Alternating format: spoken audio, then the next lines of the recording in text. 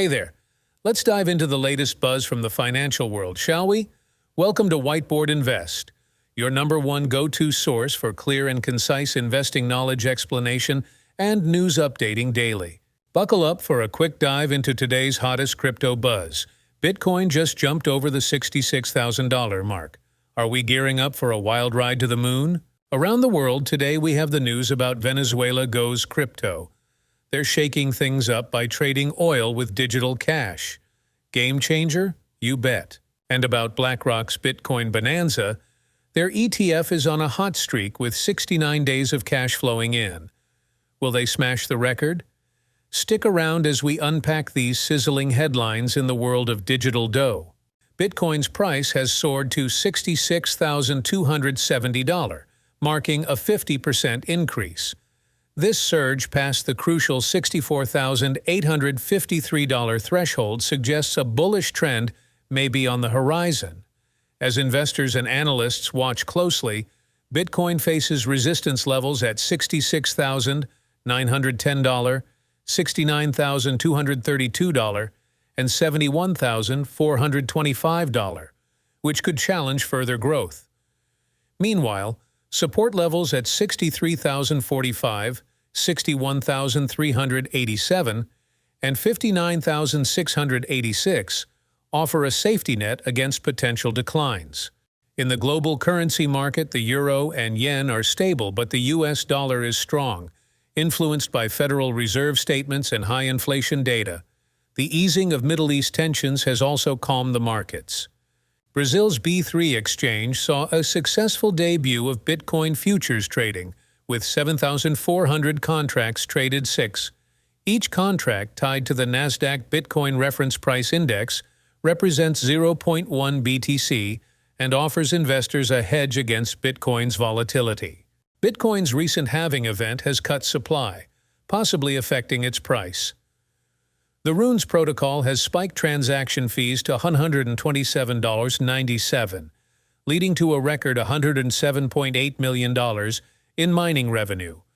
However, this has raised concerns about network congestion and the need for scalable solutions like the Lightning Network. After the fourth Bitcoin halving, the average transaction fee cooled down on Sunday, following a record high the previous day. The launch of the Runes protocol, a new token standard similar to BRC-20, coincided with a spike in fees as many rushed to create meme coins on Rune. Rune's protocol differs from the usual BRC-20 token standard by leveraging the UTXO model, allowing the creation of altcoins through a direct etching process on the network. On April 20th, Bitcoin's total transaction fees soared to $81 million, a significant increase from $7.7 million a day before. The next day, fees totaled $22.37 million. This surge in Bitcoin transaction fees is attributed to the excitement around Rune's protocol. Just imagine, one day you're paying a whopping $128 on average for Bitcoin transactions, and the next day it's down to just $8.10. That's exactly what happened after the fees hit an all-time high on April 20th. The Bitcoin halving event was like a digital gold rush. Block 840,000 became the hottest ticket in town, especially for memecoin fans and NFT enthusiasts using the Runes protocol. They were all vying to get a piece of the action, which pushed the average fee to nearly $800 per transaction. Initially, miners were cushioned from the halving's impact thanks to those high fees, but now they're feeling the pinch as fees have settled to about 1 to 2 Bitcoin per block, which is less than the new block subsidy of 3.115 Bitcoin. Despite the halving, Bitcoin's price didn't take a dramatic turn. It's been pretty steady, with a slight increase of 1.5% to $64,840, and now it's even up by almost 2% at $66,266. Analysts have mixed feelings, but the long-term outlook? Still looking bullish.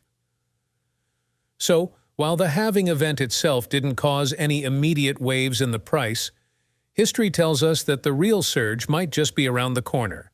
After all, past halvings have been followed by some pretty impressive gains in the following year. Keep an eye out. The crypto world never sleeps. So, Here's the scoop on what's happening with crypto mining in Canada. Manitoba's been like, hold up, we need to chill on hooking up new crypto miners to our power grid. They've got this moratorium, which is basically a fancy way of saying pause, and they're not taking any new requests for electricity from these miners until April 30th, 2026. They're worried because if they said yes to everyone who's asked in the past 16 months, their electrical load would shoot up by 4,600 megawatts, which is huge considering their total capacity is 6,100 megawatts. Over in British Columbia, they're also putting the brakes on new connections for 18 months. But get this, they're taking it a step further by changing the law so they can straight up say no to crypto miners if they want to. They're thinking about their future, electricity needs, and don't want these miners, who don't really create a lot of local jobs, to hog all the power, especially since BC has some of the cheapest electricity rates around. And it's not just them. Even Hydro-Quebec and New Brunswick are hitting the pause button on powering new crypto operations. It's like everyone's realizing that while crypto mining can be profitable, it's also a massive energy guzzler. So they're trying to figure out how to balance things out. In Switzerland, a passionate group of Bitcoin fans is rallying to persuade the Swiss National Bank to diversify its reserves by adding Bitcoin. They're gearing up for a referendum and need over 100,000 signatures to make it happen. Yves Benaim, who's spearheading this movement, believes Bitcoin could reinforce Switzerland's autonomy and neutrality amid global uncertainty. Although they faced setbacks in their first attempt back in 2021, they're not giving up. Lucius Meiser, another key player in this initiative, is set to pitch the idea to the central bank soon. He's got just 3 minutes to convince them, but he's ready to argue that Switzerland could have been billions richer had they invested in Bitcoin earlier. Despite previous rejections from the SNB, Meiser and Benaim remain hopeful, seeing Bitcoin as a symbol of financial independence from the European Central Bank. Their efforts are gaining traction, with support from figures like Joanna Kotar, a German politician and Bitcoin advocate.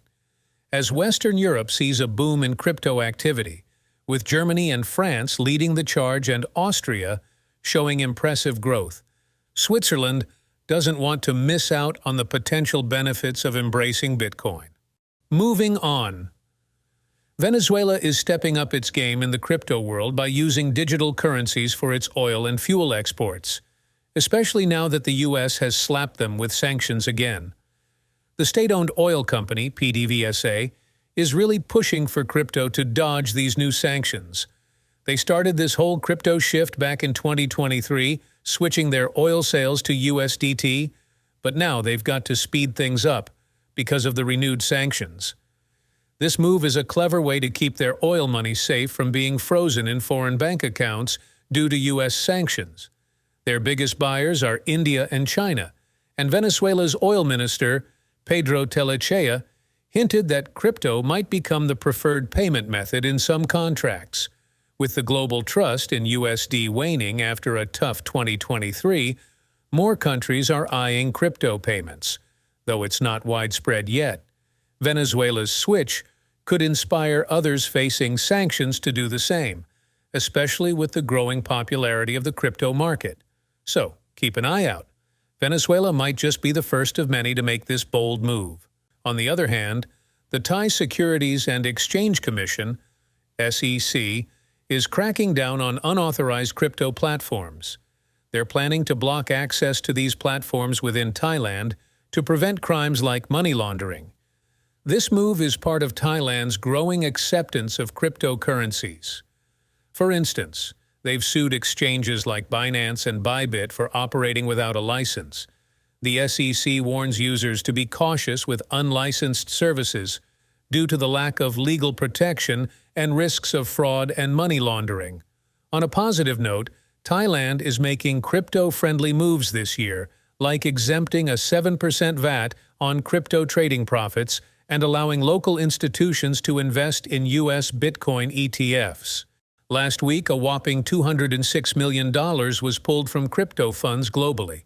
It seems investors are jittery about the Federal Reserve keeping interest rates high for the long haul. Big asset managers like ARK Invest and Grayscale saw their crypto investment products, including ETPs and ETFs, experience withdrawals for 2 consecutive weeks. The global exchange-traded product volume dipped slightly to $18 billion. Specifically, the spot Bitcoin ETF volume, which was 28% last week, is notably lower than the previous month's 55%. In the U.S., spot Bitcoin ETFs faced a massive outflow of $204.3 million last week. However, BlackRock's IBIT was the only spot Bitcoin ETF that saw a daily inflow, adding $165.4 million to their market presence right before the Bitcoin halving event. The U.S. also saw a significant withdrawal in crypto derivative products totaling $244 million. Meanwhile, funds based in Canada and Switzerland bucked the trend, with inflows of $30 million and $8 million respectively. Overall, global Bitcoin funds recorded a substantial net outflow of $192 million. Yet, there was hardly any increase in short selling, indicating that few investors saw this as an opportunity to bet against Bitcoin. Ethereum ETFs have been facing withdrawals for 6 straight weeks, with 34 million exiting these funds. Contrary to the broader trend, financial products related to Litecoin and Chainlink attracted inflows of 3.2 million and 1.7 million respectively. Blockchain stocks have been on a downward trend for 11 consecutive weeks, with a total of $9 million being withdrawn amid concerns over the impact of the 4th Bitcoin halving. About BlackRock's Bitcoin ETF, IBIT, which is totally killing it with a 69-day streak of money flowing in. It's like every day more and more investors are saying, "Take my money, please." This hot streak is about to set a new record and land IBIT a spot in the top 10 ETFs, with the longest inflow streaks. It's like being on a hit streak in baseball, but for finance.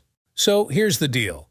IBIT is currently neck and neck with the U.S. Global JETS ETF, JETS, which is pretty wild when you think about it.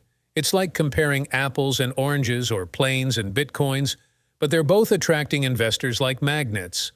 This just goes to show that people are really starting to dig Bitcoin as an investment, even with all its ups and downs. And let me tell you, this isn't just a fluke.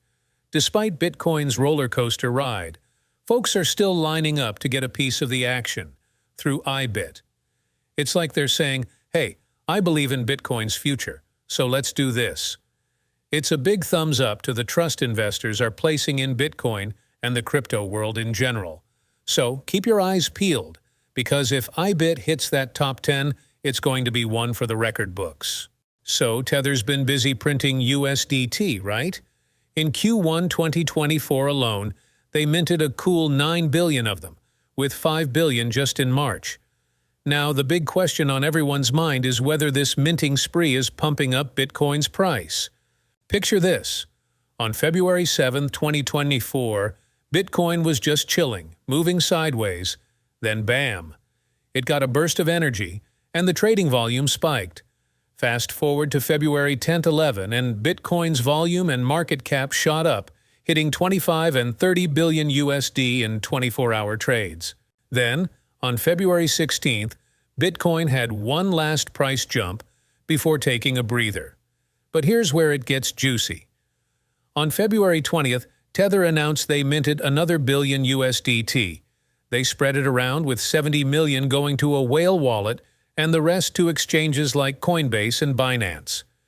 By February 26, Bitcoin's price soared to 51,600 USD, and the 24-hour volume quadrupled to 80 billion USD. And during March 30-10, when Tether printed 4 billion more USDT, Bitcoin's price climbed from 62,000 to over 65,000 USD. The charts are pretty clear. When Tether prints USDT, Bitcoin's price tends to rise. Sometimes it's because more people want to buy Bitcoin, so they need more USDT to make trades. Watching how much USDT hits the market is like a crypto weather forecast. But here's the kicker. there's no hard proof that minting USDT always boosts Bitcoin's price. So, if you're thinking of investing based on this, you got to look at the big picture and all the market factors.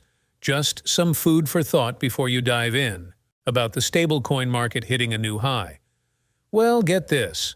The total stash of stablecoins out there has just hit a whopping 165 billion. That's the highest it's been in 2 years.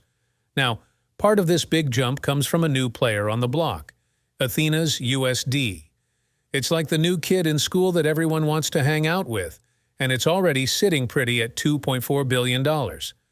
But it's not just about USD. The whole stablecoin scene is getting more crowded, which is great, because it means we've got more options than just the usual suspects, USDT and USDC. And here's the kicker. Ripple's getting ready to throw its hat in the ring with its own stablecoin by the end of 2024. If the experts are right, we could be looking at a stablecoin market worth $2.8 trillion by 2028. Can you imagine? So, yeah, the stablecoin market is booming. And with all these new coins popping up, it's like a gold rush for the digital age. Keep your eyes peeled because this is just the beginning. Alright, that's hottest news today. If you guys did find this video helpful, leave a like and subscribe our channel for more free content. Thanks for watching. Peace out.